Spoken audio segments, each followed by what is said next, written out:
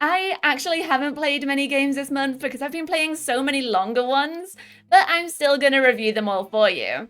Hi, I'm Ellie, and this is the Cozy Gaming Club where I love to shine a light on lesser-known cozy games, which this first game definitely is not. Fantasy Life: The Girl Who Steals Time took the cozy gaming community by storm a couple of months ago, and because I've been so busy, I only just got around to playing it, and honestly, I can see why everyone enjoyed it so much. There is so much to do in this game, so much that it's kind of stressful actually. Between the main plot, all of the lives to unlock and level up, villager requests to complete, your base camp to decorate and fill out, the strangelings to rescue, and the roguelike dungeons, there is just so much to do. But also, I never felt pressured to do anything, and you can just abandon the main questline for hours and you won't be punished for that. I'm currently halfway through chapter 5 out of 7, and I'm about 10 hours into the game to give you an idea of sort of times. I definitely feel like I've sped through things, and I'm a little underleveled though, so I may need to go back and do some grinding to level up, but I feel like I'm moving through things quite quickly. On the other hand, I've heard of people who have just finished the main storyline after 30 or 40 hours, which is wild to me. It just depends on how you prioritize your time, and it's worth noting that the game doesn't end at the end of the main story, and there's still so much for you to do. Ultimately, the grinding is one of the bits that's holding me back with this one, because you have to do so many things to level up once you're in those double figures, and I really can't be bothered to cut down another tree. But I need to make that next item, and yeah, this is one of the major downsides of the game for me. Especially when it comes to crafting items, and it's the exact same minigame every time with a little bit of flavor added over the top. I haven't tried multiplayer though. I'm always scared of multiplayer in games for obvious reasons. But I have heard that's a great way to level up your lives, so I may need to be brave and just give it a go. Also, if I had one other negative to add, it would be that it's a lot of back and forth. You're constantly going from one area to another and then back again before once again going back to that second area. Fortunately, you do unlock fast travel quite early on in the game, which helps to alleviate this somewhat. And my final negative would be just how long it takes to load up on the Steam Deck. Maybe it's because I have an older Steam Deck, but it feels like it takes a full minute or two to load up, and when I've only got 20 minutes to play, that's really frustrating.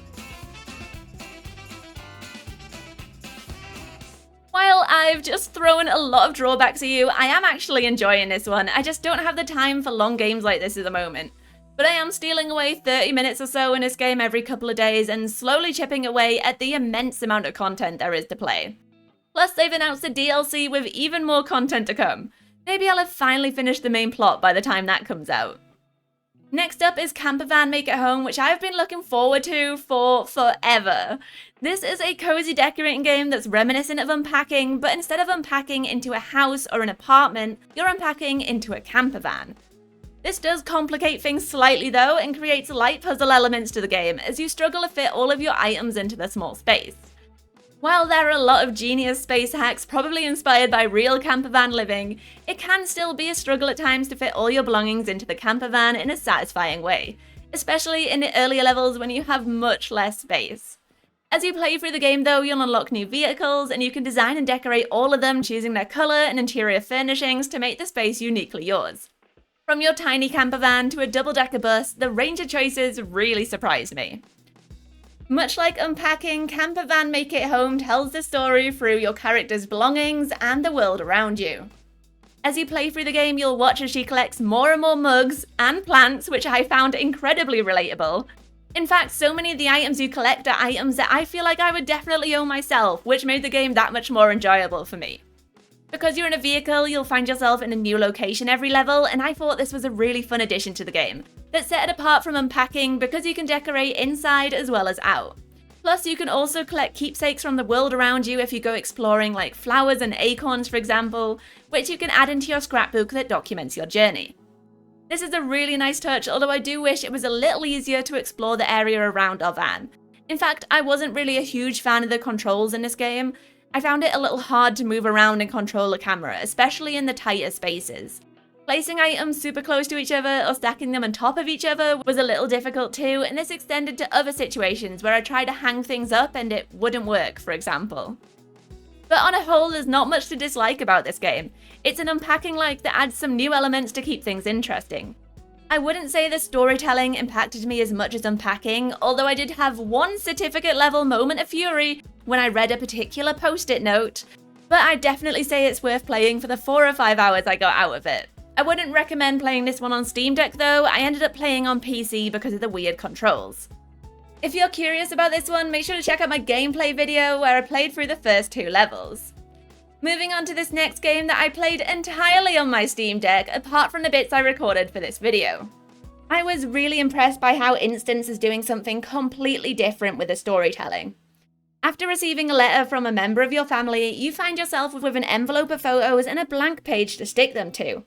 That's right, the story of this game is told through photographs that you arrange in chronological order across the pages of your photo album. There's some light puzzle elements at play as you need to work out in which order the photos go, but thankfully there's a lot to help you. Some of the photos will have small notes scrawled on the back, and there are also sometimes keepsakes like notes passed in class or a schedule of events tucked in there too. But you can also glean some hints from the photos themselves by paying close attention to what people are wearing or doing. Once you've worked out the order of the photos, that's where the real fun begins, because you also get to decorate every page of your album. From changing the page background to adding stickers, scrolling words on the page, or getting creative with the washi tape. There's so much you can do to jazz up the pages. I had a lot of fun getting creative with this part of the game, and while the controls aren't perfect and take a while to get the hang of, especially on the Steam Deck, there's a lot of different things you can do, like duplicate parts of the image or move multiple elements at once. Although I found that these functions didn't always work. As you play through the game, you'll unlock more and more stickers and new designs of backgrounds or washi tapes to decorate with, and you also get to enjoy the story of this family and how they grew over time. From their parents' first date to their daughter's birth and then her school years and eventual wedding, you follow the family through several smaller narratives that spread across 17 individual scrapbooks. I was pleasantly surprised by the ending of the game, as I wasn't expecting it to be an LGBTQ+ story, and I loved learning about the family and reliving their heartfelt moments along with them. And some of them have definitely stuck with me, like watering her sister to try to make her grow. Besides the controls, the only drawback I had about this game was that it felt a bit disjointed.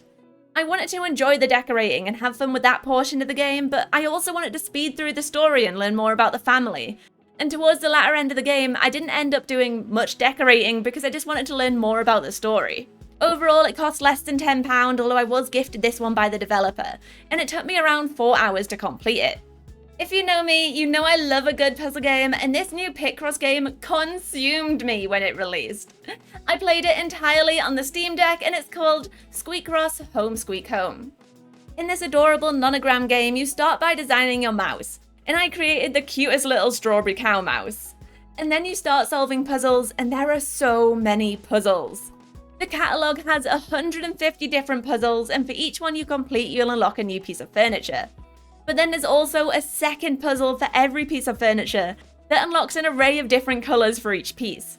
It's essentially a decoration and a puzzle game all wrapped up in one as you solve puzzles and unlock furniture to decorate your mouse's home. But it goes a step further, and I just discovered this when filming this video because I realised the numbers don't add up. But there's actually a whole second catalogue filled with 150 more items. There are 650 puzzles to complete in this game in total, and the first 150, plus a few extra for new colours, took me 14 hours to complete. So there's so much game time here if you love these types of games. I'll definitely be going back to complete that second catalogue. When it comes to decorating, as you progress through the puzzles, you'll unlock new rooms for your little mouse, and you can also unlock new walls and floors to customize them too. Most importantly, the thing I've forgotten to mention until now, is that you can also unlock clothes for your mouse. Yes, you can dress them up in cute little outfits as they live in the little home you built them. Honestly, I've played so many nonogram games now, and while the Story of Seasons and Room Factory ones were good, this one actually feels like you're doing something with the puzzles you're unlocking. Plus, you also get sent cute rodent mail with fun facts about animals and photos of them, including their names and ages. What's not to love? Honestly, if you love these kind of games, it's a big recommend from me. Moving on to our next game, and I have to confess, I've gotten a bit bored of all the bottom of your screen games. There are so many of them, and it's super overwhelming. But then I saw this game, and the developers kindly gifted me a key after I covered it. Cast and Chill isn't a bottom of your screen game, but it's an idle game that doubles as a fishing game, and that's quite appealing to me because I can pick it up and play it a bit, and also just leave it to run on its own. The thing that really appealed to me about Cast and Chill though was the pixel art. This game looks gorgeous. It really feels like you're inside of a Bob Ross painting with these beautiful landscapes, and the cool thing is that the animals actually move around the scene. Plus, it progresses from day to night and you can watch it gradually change over time as the sun sinks behind the mountain tops. When it comes to idle games, the music plays a big role because it's the soundtrack to your workday, or at least for me it is. I've got to admit though, I wasn't a huge fan of the music in this. There weren't really a wide range of tracks and they all sounded very similar. But what I did like were the sound effects. There's the splash of water and the clunk of the oars on the boat, and I felt like they really added to the atmosphere of the game. The actual fishing itself is very simple to do, simply throw in your hook and wait for the fish to bite. But you can also upgrade your rod and your boat, which you want to do as soon as possible so that you can collect more fish before returning home. Personally, I think if you're looking for a new idle game, you should consider this one because it's really pretty to look at, and the sound effects are really satisfying. Plus, you can pick it up and play a little bit before putting it back on idle. But if you want to play it manually, I don't think I'd recommend it. This is because the money you get for your fish is so little, and it takes a lot of grind to get enough to unlock new locations and boats. When it's in idle mode, it can do this all in the background, but if you're playing it manually, I can see it getting frustrating very quickly. On a positive note though, there is an adorable dog that you can pet, and if you buy the DLC, you can change your dog to a different type, or even a cat. This final game isn't very cozy, but I have not been able to stop thinking about it since I finished, so I'm going to tell you all about it and try to convince you to play it. Clair Obscur Expedition 33 is a turn-based RPG combined with a Souls-like that has one of the most incredible worlds I've ever seen in a game. The plot of this game is a complicated one though. Your world is haunted by a woman called the Paintress, who erases everyone at a decreasing age every year. You play as part of Expedition 33, who set out on a yearly attempt to destroy the Paintress. You're not the first expedition though, and you probably won't be the last either, but you're determined to see this through. Except things go wrong from the very beginning, and you quickly find there's a lot more going on than you first thought. This game made me laugh, and it made me cry, twice, and I still can't stop thinking about the ending and whether I got the good one or a bad one, and it's been like 2 weeks since I finished the game. But there's so much more to this game than the story as well, because everything about this game is flawless. From the story, to the music, to the characters, and the beautiful world that you're exploring. Every time I reached a new location, I'd get surprised by enemies because I was so busy looking around and taking in how breathtaking everything was. They've created so many stunning locations and you barely get time to even pay attention to them. But when you do, they are beautiful. Everything in this game is so well done. If anything, I'd say the only negative is the combat, because it does get a little repetitive towards the end, and I did get super overpowered and end up one-shotting the final boss. I did play on story difficulty though, to be fair, so that might be partially to blame, but if you're new to Souls-like games like me, where dodging and parrying plays a big role, then the story mode will be your savior, and I didn't find it overly difficult until about the end of Act 2, when I started hitting all the hard boss enemies. But that's being really nitpicky, and overall, if you like a wide range of games and genres like I do, then I think you'll enjoy this one. In fact, it's got a 95% positive rating on Steam with 93,000 reviews. I played it on PlayStation personally, and it works amazing with a controller. Just please do yourself a favor and go check this one out, and then come discuss which ending you got with me, please. I played a lot of longer games this month, so I didn't get through as many as I wanted to. But what have you been playing? Let me know down in the comments, especially if you've been playing Rune Factory, because I still need to get to that one. Is it worth playing, or should I just skip it? Thank you so much for watching this video, and I hope to see you next time. Bye!